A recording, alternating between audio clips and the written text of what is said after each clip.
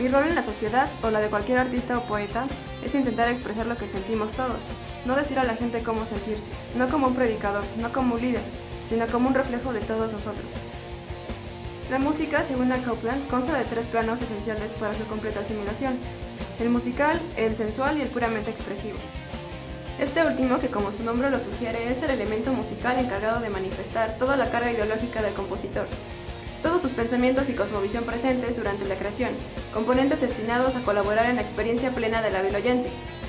Es el contexto en el que el compositor vive y condensa su música, lo que al final determina la exposición idiosincrática de la obra. Desde Bach hasta Fiona Apple, el elemento expresivo ha sido un constante en el reflejo dependiente de la psicología individual y colectiva. Por ejemplo, la enervante exaltación del estilo interpretativo del jazz armstrongiano o bien la simpleza esnovística de Will.i.am. Artistas, piezas fundamentales de un profundo evento antropológico de dimensiones amplísimas. Y es que cada uno de los elementos podrían parecer arbitrarios, como si las melodías y los ritmos ya hubiesen estado antes de que los músicos nacieran. Pero no sería nada cierto. Imaginemos un Chopin tocando blues en Arizona, o un Beethoven guitarrista en una banda de black metal. El suceso, o mejor dicho, el momento artístico, es único e irrepetible. Ahora bien, ¿qué hay del rock and roll? Y más interesante aún, ¿qué hay del rock and roll en su esencia más expresiva? La década de los 60 no podría ser la misma sin su música, y decir que representó las voces de toda una generación es decir poco. Afirmar que reflejó la gran hecatombe de consecuencias universales es solamente aproximarse a la verdad. Pensemos en la sociedad de la posguerra, una Europa enfrascada en sus propios resentimientos, una población juvenil de magnitudes sin precedentes, una constante y enervante evolución musical causada por heredados ritmos afroamericanos, una Francia existencialista, una Latinoamérica clasicista, una Alemania indignada, una Rusia rebelde y en entera convulsión, una Inglaterra desesperada.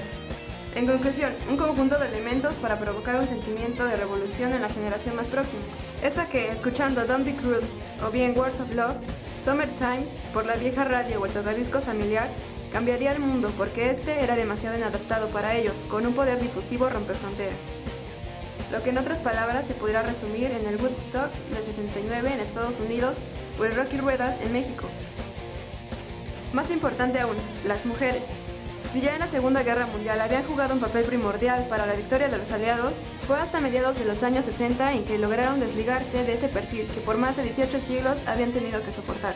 No se debe olvidar en nada lo que exigían de la sociedad y de su propio género. Cambiar su condición y de ser una esposa, novia o amante, pasar a consolidarse como seres humanos autónomos, con la también constante y simple convicción de ser felices, libres y felices. A este punto de la historia, 2 grandes éxitos que devinieron más prontamente, ya que era algo completamente inevitable. La liberación sexual de la mujer fueron en concreto el movimiento denominado por el periodista estadounidense Michael Fallon hippie y las innovadoras formas anticonceptivas, entre ellas la más significativa, la pastilla.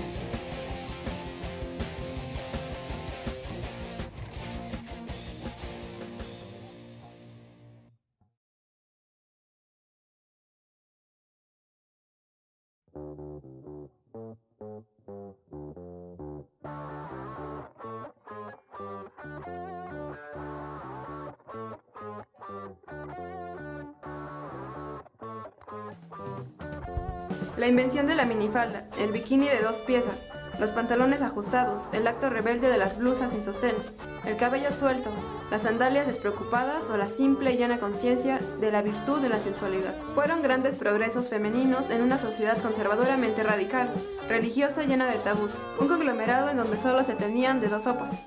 O se seguía plenamente ese germinado impulso de rebeldía hasta las últimas consecuencias, o se transgredía una misma en completa sumisión. Personalidades transgresoras, como la de Nico de Velvet Underground con su Femme Fatale, que anunciaban lo que ya desde mediados de los 50 se veía de venir, o Sandy Sharp, o bien la misma Janis Joplin, que hacía ver con completa naturalidad las actitudes sexuales tan libertinas con las que se desencadenaba en su vida. Lo cierto es que la mujer dejó ver su lado más humano en esta década, una década en donde los himnos no precisamente oficiales fueron All You Need Is Love, She's Like a Rainbow, California Dreamin' o Happy Together, donde se luchaba por grandes causas, porque solo las grandes causas fueron equivalentes a tal juventud tan vigorosa, donde en conclusión se respiraba una desconocida libertad. Imaginarse simplemente ir de Nueva York a San Francisco y de San Francisco a Baja California en un autobús o furgoneta, con un grupo de jóvenes promiscuos, amantes del amor y los psicotrópicos.